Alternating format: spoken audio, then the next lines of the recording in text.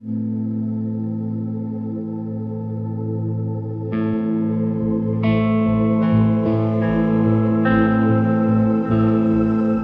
Evening दोस्तों, मेरा नाम है डॉक्टर के एच चौगले और हमारे चैनल सेहत प्लस पर आप सभी का बहुत बहुत स्वागत है। कुछ पेशेंट ऐसे होते हैं जिनमें हमेशा नेज़ल ब्लॉकेज होता है, मतलब उन लोगों का नाक हमेशा जाम रहता है या फिर नाक से बार बार लगातार पानी बहते रहना या फिर नाक से सांस लेने में दिक्कत होना।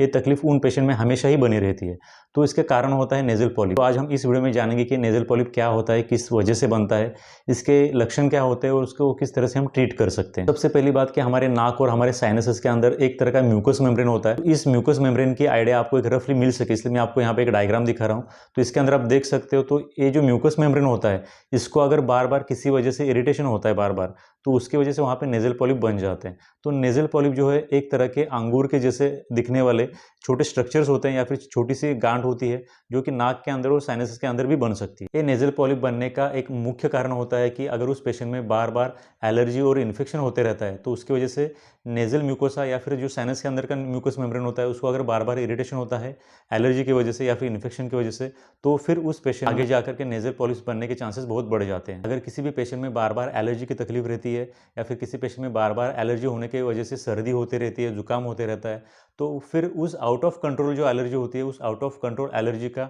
जो फाइनल स्टेज होता है वो होता है नेज़ल पॉलिप। तो उस पेशेंट में भी नेज़ल पॉलिप बनता है। खास करके जो अस्थमा के पेशेंट होते हैं उनमें इस तरह के नेज़ल पॉलिप्स ज़्यादातर देखे जाते हैं। तो नेज़ल पॉलिप जो है वो साइज में छोटे होते हैं, सॉफ्ट होते हैं और उनमें कोई भी दर्द नहीं होता। तो ये जो नेज़ल पॉलिप्स है ये नाक के अंदर बनते हैं और धीरे धीरे करके बढ़ने लगते हैं। इन नेज़ल पॉलिप्स की वजह से क्या होता है कि वो पेशेंट ठीक से सांस नहीं ले पाता, सांस लेने में दिक्कत होने लगती है, साथ साथ उस पेशेंट का स्मेल का सेंसेशन भी कम हो जाता है। तो ये जो नेज़ल पॉलिप होते हैं साइज में छोटे होते हैं, बहुत ही सॉफ्ट होते हैं, इसके साथ साथ इनमें कोई भी दर्द नहीं होता। ये नेज़ल पॉलिप धीरे धीरे करके ग्रो करते हैं और ये पूरी तरह से नाक को भी ब्लॉक कर सकते हैं। नेज़ल पॉलिप जो है पूरी तरह से कैंसर से कनेक्टेड नहीं होते, तो नेज़ल पॉलिप का ऐसे डायरेक्टली कोई भी कनेक्शन कैंसर के साथ नहीं होता है। इसके बाद हम बात करेंगे कि नेज़ल पॉलिप के पेशेंट में क्या क्या लक्षण दिखाई देते हैं इनके बारे में। शुरुआत में जब ये नेज़ल पॉलिप बहुत ही छोटे होते हो तो फिर उस पेशेंट में कोई भी साइंस और सिम्टम्स नहीं आते हैं, लेकिन जैसे जैसे करके पॉलिप धीरे धीरे बड़े होने लगते हैं, धीरे धीरे ग्रो करने लगते हैं, वैसे वैसे उस पेशेंट में सिम्टम्स आना शुरू हो जाता है।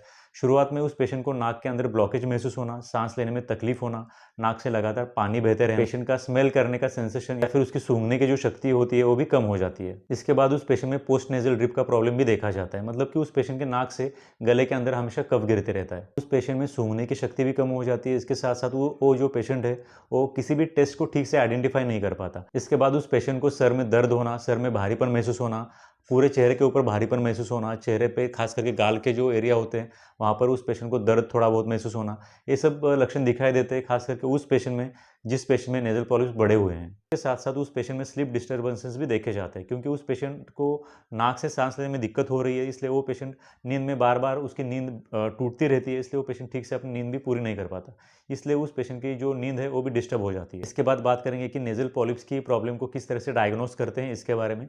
तो सबसे पहली बात कि नेज़ल पॉलिप्स को डायग्नोस करने का काम सिर्फ ईएनटी सर्जन या फिर ईएनटी के जो डॉक्टर होते हैं, कान नाक गले के डॉक्टर, वही करते हैं। तो जो कान नाक गले के ईएनटी डॉक्टर होते हैं उनके पास कुछ स्पेशल ऐसे इंस्ट्रूमेंट्स होते हैं जिनकी सहायता से वो डॉक्टर उस पेशेंट में नेज़ल पॉलिप की प्रॉब्लम को डायग्नोस करते हैं। इसके बाद अगर किसी भी पेशेंट में नाक के बहुत ही अंदर पॉलिप बने हुए हैं तो उनको डिटेक्ट करने के लिए या फिर उनको डायग्नोस करने के लिए यहाँ पर नेज़ल इंडोस्कोपी भी की जा सकती है। मोस्टली नेज़ल पॉलिप का जो डायग्नोसिस होता है वो ईएनटी डॉक्टर के द्वारा ही किया जाता है। इसके लिए क्लिनिकल एग्जामिनेशन के साथ साथ नेज़ल इंडोस्कोपी करना भी ज़रूरी होता है। तो इसके बाद हम बात करेंगे कि नेज़ल पॉलिप को किस तरह से ट्रीट करते हैं, इसके लिए उपचार क्या क्या किए जाते हैं इसके बारे में।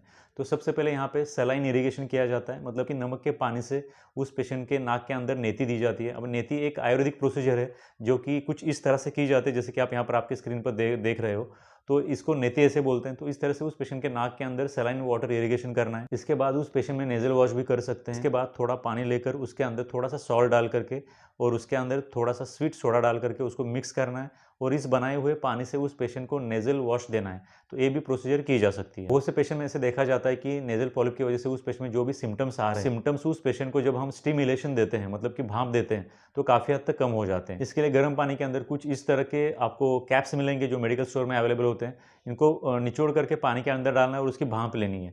इसके वजह से भी उस नेजल पॉलिप के पेशेंट को सांस लेने में काफ़ी हद तक रिलीफ हो जाता है। इसके साथ साथ नेजल पॉलिप के पेशेंट को हमेशा ध्यान रखना है कि खुद को एलर्जी से बचा करके रखना है।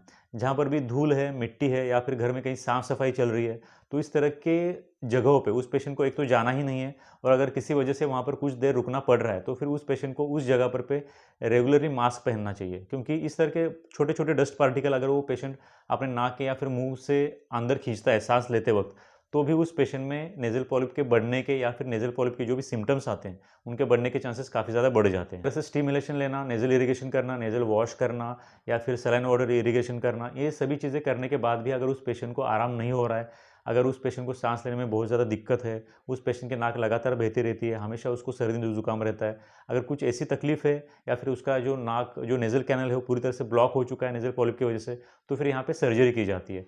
इस सर्जरी को FESS ऐसे कहते हैं। इसका मतलब होता है फंक्शनल इंडोस्कोपिक साइनस सर्जरी। इस सर्जरी को इंडोस्कोप के द्वारा किया जाता है, जिसके आप यहाँ पर देख सकते हो। तो इस तरह से सर्जरी करके उस पॉलिप्स को हटाया जाता है या फिर निकाला जाता है। इसके वजह से उस पेशेंट का जो नेज़ल कैनल है या फिर नेज़ल कैनल के अंदर होने वाला जो नेज़ल ब्लॉकेज है वो हट जाता है और वो पेशेंट फिर से एक बार आराम से सांस ले सकता है। शॉर्ट में इस वीडियो में बात की है नेज़ल पॉलिप्स के बारे में या फिर नाक के अंदर जिसको मांस बढ़ना इसे बोलते हैं मराठी में भी। तो इसके बारे में आज हमने बात की है। अगर आपके इसके विषय में कुछ डाउट्स है तो आप मुझे कमेंट सेक्शन में भी पूछ सकते हो। Thanks for watching this video till then, thank you very much.